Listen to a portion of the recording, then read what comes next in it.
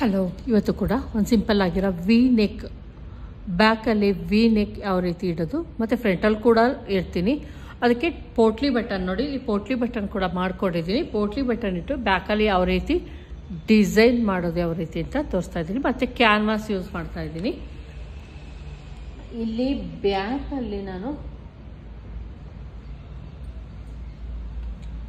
ಇಲ್ಲಿ ಬರೀ ಸ್ಟಿಚ್ ಮಾಡ್ಕೊಂಡಿದ್ದೀನಿ ಅಷ್ಟೇ. ಮೇನ್ ಬಟ್ಟೆ ಮತ್ತು ಲೈನಿಂಗು ಅಟ್ಯಾಚ್ ಮಾಡ್ಕೊಂಡಿದ್ದೀನಿ ಅಷ್ಟೇ. ಈಗ ನೆಕ್ಕು ಮತ್ತು ಶೋಲ್ಡರ್ ಎಷ್ಟು ತೊಗೊಬೇಕು ಅಂತ ತೋರಿಸ್ತೀನಿ ನೋಡಿ. ನಾವು ಇದು ಮೇನ್ ಬಟ್ಟೆನ ನೀಟಾಗಿ ಇಟ್ಕೊಂಡು ಡೀಪ್ ಎಷ್ಟು ಇರಬೇಕು ಅಂತ ಡೀಪ್ ಇಲ್ಲಿವರೆಗೂ ಬರಬೇಕು. ಡೀಪ್ ಇಲ್ಲಿವರೆಗೂ ಬೇಕು. ನೀಟಾಗಿ ಹಿಂಗೆ ಇಟ್ಕೊಳ್ಳಿ. ಎಷ್ಟು ನಮಗೆ ಇದು ಬೇಕಾಗಿದೆ ಕರೆಕ್ಟಾಗಿ ಇಲ್ಲಿ ಇಟ್ಕೊತಾ ಇದ್ದೀನಿ. ಎಷ್ಟು ನೆಕ್ಕಿನ ಅಗಲ ಬೇಕು ಅನ್ನೋದನ್ನು ಇಟ್ಕೊಂಡು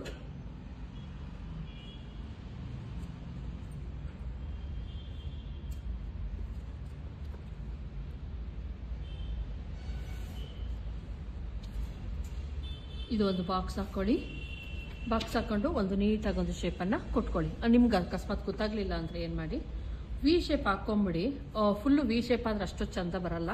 ಸ್ವಲ್ಪ ಕರ್ವ್ ಕೊಡಬೇಕಾಗುತ್ತೆ. ಅರ್ಧದಲ್ಲಿ ಹಿಂಗೆ ತಗೊಂಡು 1 ಇಂಚಷ್ಟು ಎಕ್ಸ್ಟ್ರಾ ತೆಗೆದುಕೊಂಡು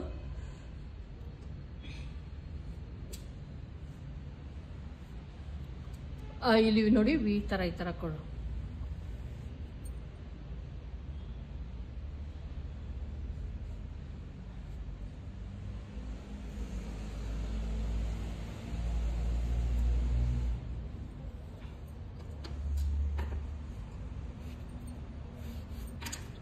ಇಲ್ಲಿ 1/2 ಇಂಚ್ ನಾನು ಸಿಂಗಲ್ ಪಟ್ಟಿ ಡಬಲ್ ಪಟ್ಟಿಗೆ ಅಂದ್ಬಿಟ್ಟು ಬಿಟ್ಟಿದ್ದೀನಿ.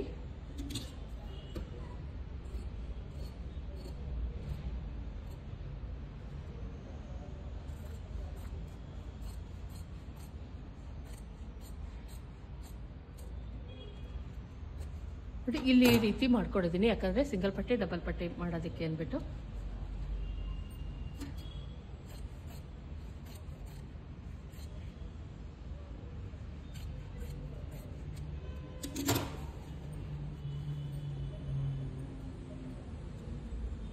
ನೋಡಿ ಇಲ್ಲಿ ವಿ ಥರ ನಾನು ಮಾಡ್ಕೊಂಡಿದ್ದೀನಿ. ಈಗ ಇದನ್ನ ಪೇಸ್ಟಿಂಗ್ ಮಾಡ್ಕೊಂಬರೋಣ.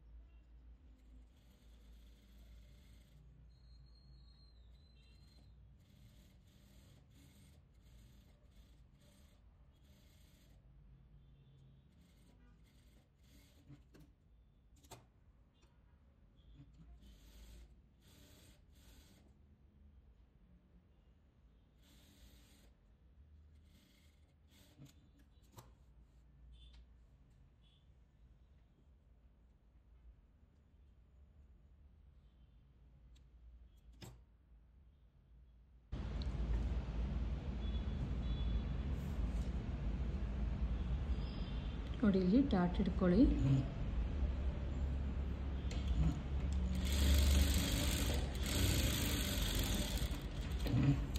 ಡಾಟ್ ಅಷ್ಟೇ. ಏನು ಬ್ಯಾಕಲ್ಲಿ ಡಾಟ್ ಹಿಡಿತೀರಾ ತುಂಬ ದೊಡ್ಡ ಅಂದರೆ ಜಾಸ್ತಿ ಹಿಡಿಬಾರ್ದು, ಸ್ವಲ್ಪನೇ ಹಿಡಿಬೇಕು. ಒಂದು 1/4 ಇಂಚ್ ಅಷ್ಟು ಹಿಡ್ಕೊಳ್ಳಿ. ಅವಾಗೇನಾಗುತ್ತೆ ಇಲ್ಲಿ ಕುಪ್ಪೆ ಬಂದಂಗೆ ಬರಲ್ಲ.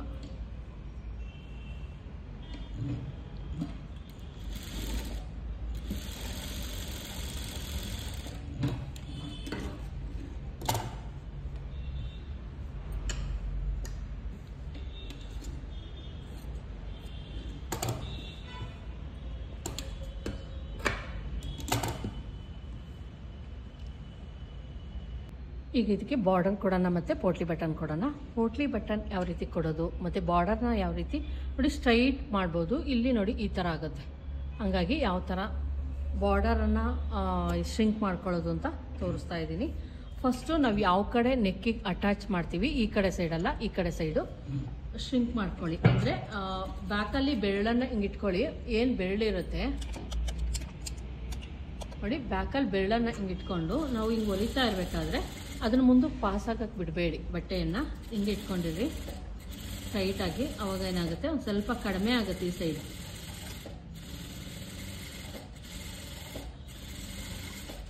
ನೀವು ಯಾವುದೇ ಲೇಸನ್ನು ಹಚ್ಚಿದ್ರು ಸ್ಟ್ರೈಟ್ ಇದ್ದರೆ ಓಕೆ, ಏನೂ ತೊಂದರೆ ಇಲ್ಲ. ಆದರೆ ಕರ್ವೆಲ್ಲ ಇತ್ತು ಅಂದರೆ ಈ ಥರ ಮಾಡ್ಕೊಳ್ಳಿ.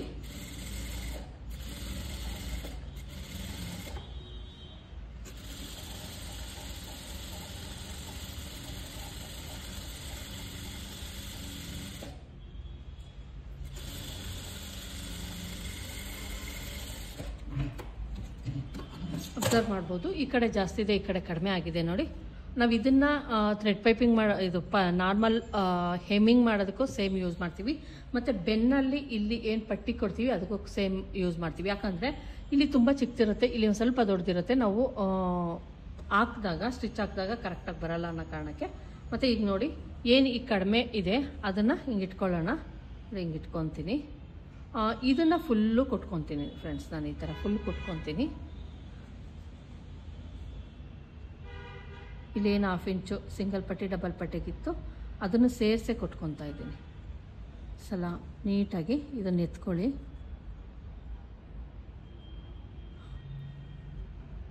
ಫುಲ್ ಇಷ್ಟು ಸೇರಿಸಿ ಇಲ್ಲಿ ಸಿಂಗಲ್ ಪಟ್ಟಿ ಡಬಲ್ ಪಟ್ಟಿ ಏನು ಬರುತ್ತೆ ಅಲ್ಲಿವರೆಗೂ ತೊಗೊತಾ ಇದ್ದೀನಿ. ಮತ್ತು ಪೋಟ್ಲಿ ಬಟನ್ ಇದಕ್ಕೆ ನಾವೇನು ಮಾಡೋಣ, ಮೊದಲು ಮಾರ್ಕಿಂಗ್ ಹಾಕ್ಕೊಂಡು ಪೋಟ್ಲಿ ಬಟನನ್ನು ಕೂರಿಸ್ಬಿಡ್ತೀನಿ. 1 ಇಂಚಿಗೆ ಒಂದೊಂದು ಪೋಟ್ಲಿ ಬಟನನ್ನು ಕೊಡ್ತೀನಿ. ತುಂಬ ಜಾಸ್ತಿ ಎಲ್ಲ ಬೇಡ, ಹೆವಿ ಆಗುತ್ತೆ ನೋಡಿ. ಇಷ್ಟನ್ನು ನಾನಿಲ್ಲಿ ಇದೇ ಸೇಮ್ ಏನು ಮಾರ್ಕಿಂಗ್ ಹಾಕಿದ್ದೀವಿ ಅದೇ ಮಾರ್ಕಿಂಗ್ಗೆ ಇನ್ನೊಂದು ಸೈಡ್ಗೂ ಕೂಡ ಹಾಕಿ ನಾವು ಪೋಟ್ಲಿ ಬಟನನ್ನು ಕೊಡಬೇಕಾಗತ್ತೆ. ಇಲ್ಲಿ ನೀಟಾಗಿ ಇಟ್ಕೊಂಡು ಮತ್ತು ಇನ್ನೊಂದು ಹೇಳ್ತೀನಿ, 1 ಸೈಡೆಡ್ ಫುಟ್ ಯೂಸ್ ಮಾಡ್ಬೋದು, ಅಥವಾ ನೀವು ಬೇಡ ಅನ್ಸಿದ್ರೆ ಹಿಂಗೆ ಸ್ಟಿಚ್ ಹಾಕ್ಕೊಳ್ಳಿ, ತೊಂದರೆ ಏನಿಲ್ಲ.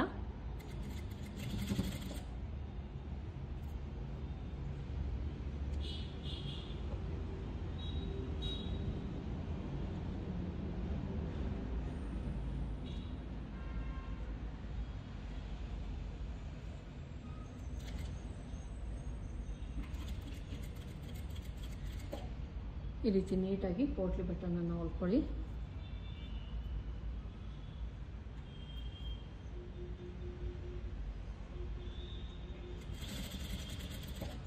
ಇಲ್ಲಿ ಇದ್ರ ಮೇಲೆ ಬಾರ್ಡರ್ ಬರುತ್ತೆ, ನೀವೇನು ವರಿ ಮಾಡ್ಕೊಬೇಡಿ.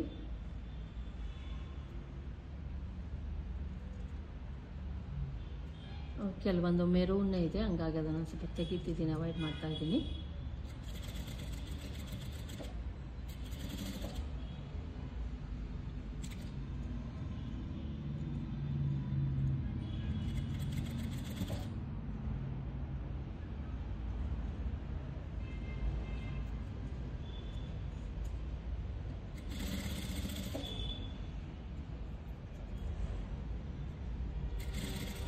ನಾನಲ್ಲಿ ಪೋಟ್ಲಿ ಬಟನ್ನ ಬೆಂಡಲ್ಲಿ ಮಾಡ್ಕೊಂಡಿದ್ದೀನಿ ಮತ್ತು ತುಂಬ ಸಣ್ಣದಾಗಿ ಕೊಟ್ಕೊಂಡಿದ್ದೀನಿ ಫ್ರೆಂಡ್ಸ್. ತುಂಬ ದಪ್ಪನಾಗಿ ಮಾಡಿಲ್ಲ, ಪೋಟ್ಲಿ ಬಟನ್ ತುಂಬ ಸಣ್ಣದಾಗಿ ಮಾಡ್ಕೊಂಡಿದ್ದೀನಿ ನೋಡಿ. ಎಷ್ಟು ಸಣ್ಣದಾಗಿ ಪೋಟ್ಲಿ ಬಟನ್ ಮಾಡ್ಕೊಂಡಿದ್ದೀನಿ. ಈಗ ಇದ್ರ ಮೇಲೆ ನಾವೇನು ಮಾಡೋಣ, ಬಾರ್ಡರನ್ನು ಕೂರಿಸ್ತಾ ಇದ್ದೀನಿ.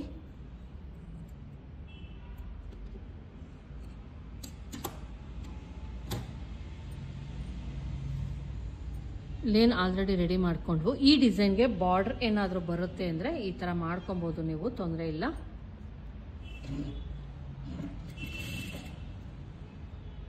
ಮೇಲೆ ನೀಟಾಗಿ ತೋರಿಸ್ತೀನಿ. ನೀವೇನಾದರೂ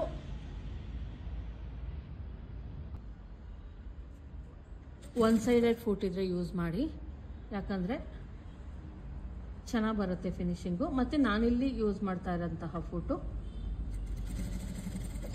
ಇದು ಸಿಗುತ್ತೆ ನಿಮಗೆ, ಜೆನತ್ ಫುಟ್ ಅಂದ್ಬಿಟ್ಟು ನೀವು ಸರ್ಚ್ ಕೊಟ್ಟರೆ ಸಿಗುತ್ತೆ.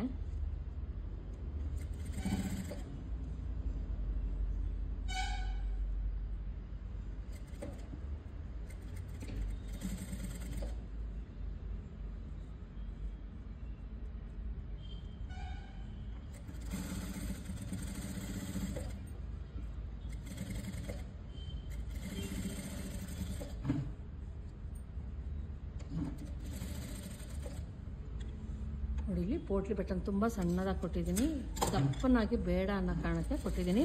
ಮತ್ತು ಇಲ್ಲಿ ನೋಡ್ತಾ ಇರ್ಬೋದು, ಅಬ್ಸರ್ವ್ ಮಾಡಿ, ಈ ಕಡೆ ಕಡಿಮೆ ಇದೆ ಲೇಸು, ಈ ಕಡೆ ಜಾಸ್ತಿ ಇದೆ. ಈ ಥರ ಸ್ಟಿಚ್ ಮಾಡ್ಕೊಂಬ.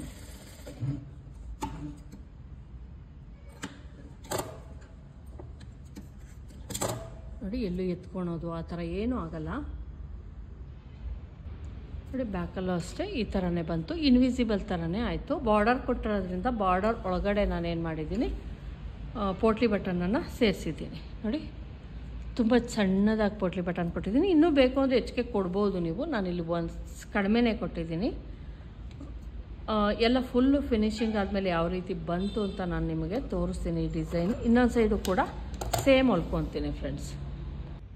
ನೋಡಿ, ಎರಡು ಸೈಡು ಪೋಟ್ಲಿ ಬಟನ್ ಕೊಟ್ಟು ಹೊಲ್ಕೊಂಡೆ ನಾನು. ಈಗ ಇದೊಂದು ಸ್ವಲ್ಪ ಡೌನ್ ಆಯಿತು, ತೊಂದರೆ ಇಲ್ಲ. ಏನು ಸಿಂಗಲ್ ಪಟ್ಟಿ ಡಬಲ್ ಪಟ್ಟಿ ಹಚ್ತೀವಿ ಅವಾಗ ಕರೆಕ್ಟ್ ಆಗುತ್ತೆ, ಹಿಂಗೆ ಬರುತ್ತೆ.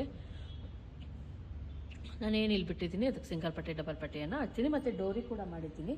ಇದಕ್ಕೆ ಡೋರಿ ಮಾಡಿಟ್ಟಿದ್ದೀನಿ, ನೋಡ್ತಾ ಇರ್ಬೋದು. ಹಿಂಗೆ ಎರಡೆರಡು ಬೆಲ್ ಮಾಡಿಟ್ಟಿದ್ದೀನಿ. ಇದಕ್ಕೆ ನಾವು ಸಿಂಗಲ್ ಪಟ್ಟಿ ಡಬಲ್ ಪಟ್ಟಿ ಹಚ್ಚಾದ್ಮೇಲೆ ಕೆಳಗಡೆ ಪಟ್ಟಿಯನ್ನು ಕೊಡೋಣ. ಈ ಥರ ಪಟ್ಟಿ ಮಾಡ್ಕೊಂಡಿದ್ದೀನಿ.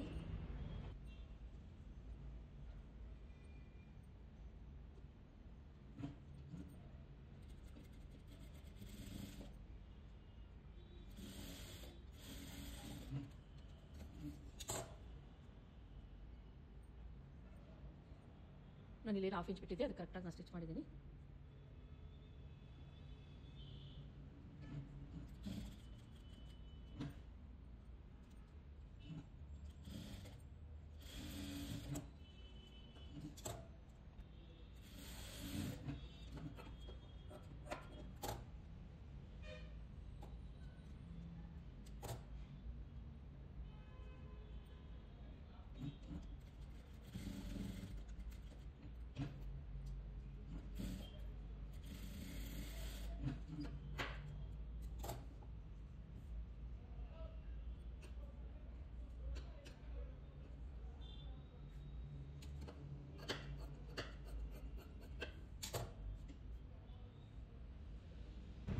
ನೋಡಿ, ಬಾರ್ಡರ್ ಕೊಟ್ಟು ಪೋಟ್ಲಿ ಬಟನ್ ಇಟ್ಟು ಯಾವ ರೀತಿ ಬ್ಯಾಕಲ್ಲಿ ವಿ ನೆಕ್ ಡಿಸೈನ್ ಸ್ಟಿಚ್ ಮಾಡೋದು ಅಂತ ತೋರಿಸಿದ್ದೀನಿ.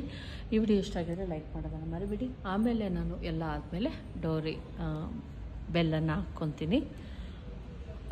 ಇದು ಲಾಸ್ಟ್ ಫಿನಿಶಿಂಗ್ ಯಾವ ರೀತಿ ವಿತೌಟ್ ಸ್ಲೀವ್ ಆಗಿರೋದ್ರೆ ಯಾವ ರೀತಿ ಮಾಡೋದು ಅಂತಲೂ ಕೂಡ ತೋರಿಸ್ತೀನಿ.